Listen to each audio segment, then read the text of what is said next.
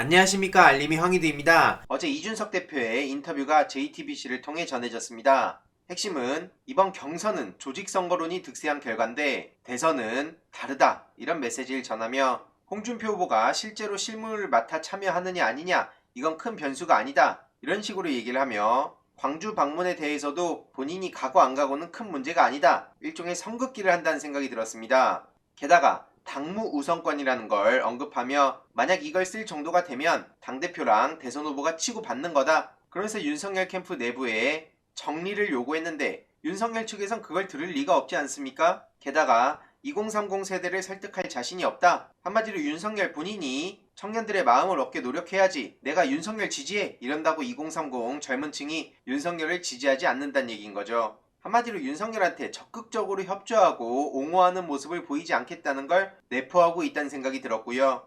게다가 방금 전 홍준표 의원의 페이스북까지 떴습니다.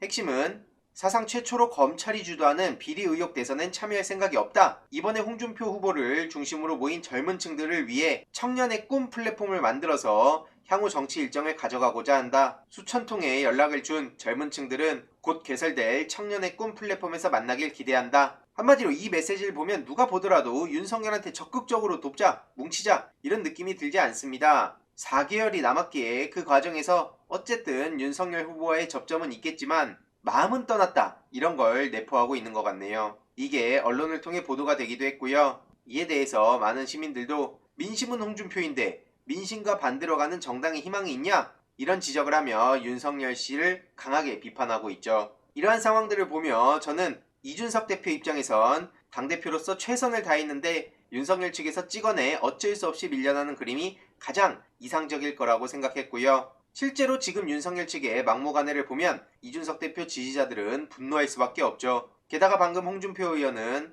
청년의 꿈 플랫폼을 언급하며 청년 지지자들의 아픔을 달래고 적폐 윤석열과는 손잡지 않겠다, 나와 미래를 그려가자, 이런 메시지를 준 것으로 보입니다. 이런 와중에도 정신을 못 차린 윤석열 측을 가만히 보면 한숨밖에 안 나오는데요. 하는 말마다 그렇다고 이재명 찍을 거야? 어차피 윤석열로 올 거잖아, 라는 생각을 가감없이 드러내고 있는데 이거 청년들이 제일 싫어하는 정서죠. 그러면서 홍준표 지지자들의 상처를 아예 후벼 파고 있습니다. 398 리스크를 가진 윤석열 측의 무슨 자신감인지 모르겠는데 실제로 탈당 러시 중인 홍준표 후보 지지자들은 이준석 홍준표를 얼굴 마담으로 세우기만 해봐라, 윤석열 절대 가만 안 둔다라며 강하게 나를 세우고 있었는데 앞서 보셨듯이 대놓고 선을 그은 셈이라 생각되어 더더욱 곤란해졌다고 봅니다. 이런 흐름을 보면 이미 구태정당, 이런 낙인이 찍힌 국민의힘은 더 이상 답이 없으니 포기하고 청년의 꿈을 담아낼 새로운 플랫폼을 준비하며 젊은 층들과의 새로운 그림을 그려가는 게 아닌가, 이런 생각도 들고요.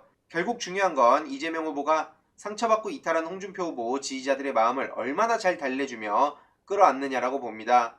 참고로 최근 김남국 의원은 홍준표 후보를 지지하던 많은 청년들이 상실감에 빠진 채 미드 오픈을 외치고 있다며 이들의 절망과 분노는 단순히 지지하던 후보가 낙선했기 때문이 아니라 청년들의 의견을 존중하고 대변해달라며 외쳤던 열망을 역선택이라고 깎아내리며 투명인간 취급한 윤석열 측의 발언 때문일 거라고 주장하고 있고요. 반면 이재명 후보는 마음이 모두에게 오픈돼 있다고 열심히 어필했습니다. 거듭 말씀드리지만 홍준표 지지자들 사이에서 생겨난 밈, 놀이를 이재명 지지자들은 있는 그대로 바라보고 이해를 하면 된다 생각하고요. 이미 정권 심판 이전의 국힘 심판, 윤석열 심판, 이걸 각오한 이들한테 무리해서 설득하려 하다가는 역효과만 불러올 거기 때문이죠. 한마디로 지금까지 해왔듯이 청년들과의 접점을 넓히고 진정성을 보여주며 그간의 성과만 잘 전달하더라도 충분히 그들의 마음을 녹여낼 수 있다고 생각하고요. 윤석열 씨는 청년 표심 행보를 보이는데 2030은 탈당 행렬을 보이고 있다,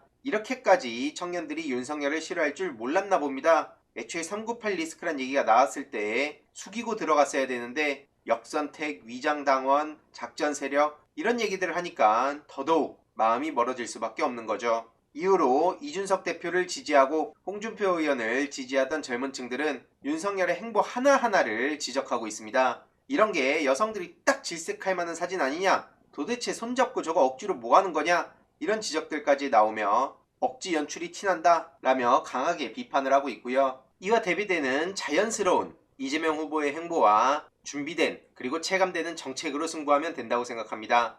대선에 맞춰서 가장 중심적으로 이야기를 전하고 후순위로 또 다양한 이야기들 영상과 글을 통해 계속해서 전해드리도록 하겠습니다.